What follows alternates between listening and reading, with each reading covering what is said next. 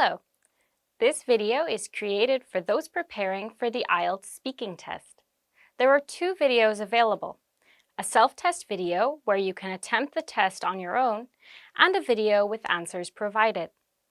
First, take the practice test, and then watch the answer video to compare your responses and study effectively. We wish you the best of luck with your IELTS exam preparation. Have you changed a lot since your childhood? Yes, I think I have changed a lot since my childhood. First of all, I am a lot taller than I used to be when I was younger, so that's one thing for sure. Secondly, I think my personality has changed a lot.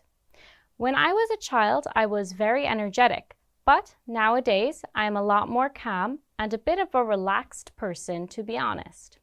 So I would say I have changed a lot in those ways.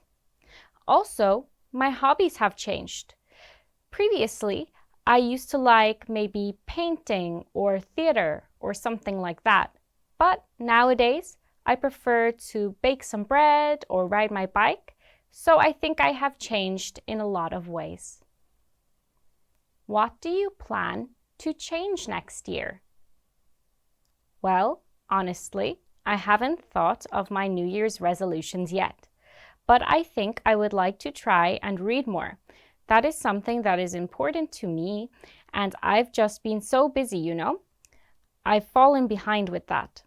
So, I think when I get a chance to think of my New Year's resolutions, I will try and focus on my personal goals, and I'll make some steps to achieve them. Do you like changes? Why? I mean, that depends on the change, right? So, if it's a positive change, like somebody wants to develop their interest or their hobbies, their career, some skill, then that's wonderful. Similarly, if, I don't know, there's some changes in the workplace, for example, that give employees more time off or gives people a more creative work environment, then that's good. But some changes like inflation, things like that, they can be a bit hard to deal with. Are there any changes in your hometown? Not really. The biggest change would be the people in my hometown. My hometown is still pretty much the same as it always was. It's a small town, so not much there changes over time.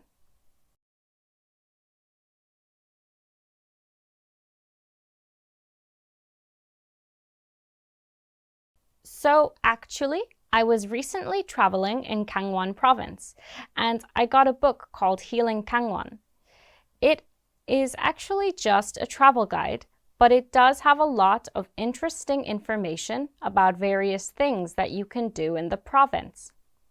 I read it because I didn't know much about that area and I wanted to learn more, but it was a bit confusing just searching online because there were so many different recommendations and they were not organized well. When I read this book, I could see that all of the information was organized very well, and it had key points about specific areas. If I wanted to know more about an area, then I could research it independently.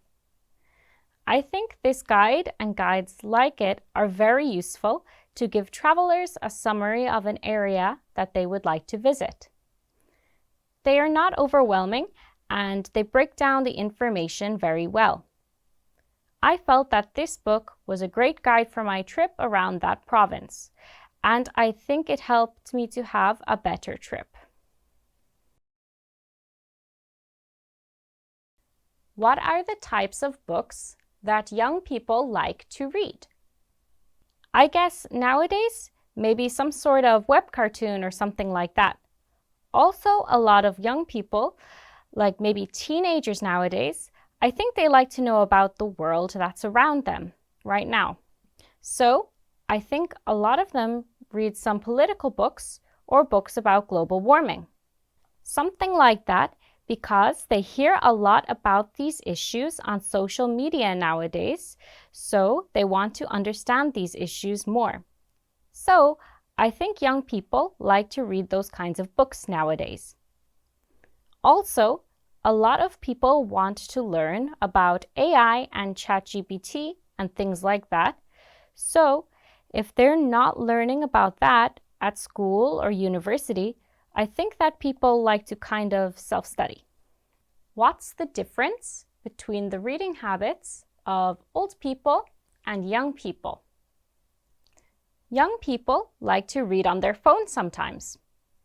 Some older people read on their phones too, but I think it's more typical for a young person to read something on their phones or an electronic device, and for older people to read a printed book. What's the difference between printed books and ebooks? The difference between printed books and ebooks? Well, for a printed book, you can physically feel it, see it every day. But for ebooks, they are just on electronic devices, so you don't get any of that sensory experience. Well, I mean, you still get a sensory experience, but it's different. Some people say that it's easier for children who start reading from a young age to succeed. Do you agree? I think as long as the child is enjoying what they're reading, then maybe it's easier for them to succeed. If reading becomes like a task or a chore for them, then I think it's a bit counterproductive, because it turns this really helpful, useful thing where they can grow their knowledge and develop ideas. It turns that into something that they have to do. It's not a pleasant experience. It feels like work. So, I think it can help children to succeed, but you need to make sure it's still enjoyable and fun so they don't become jaded and then dislike anything to do with books.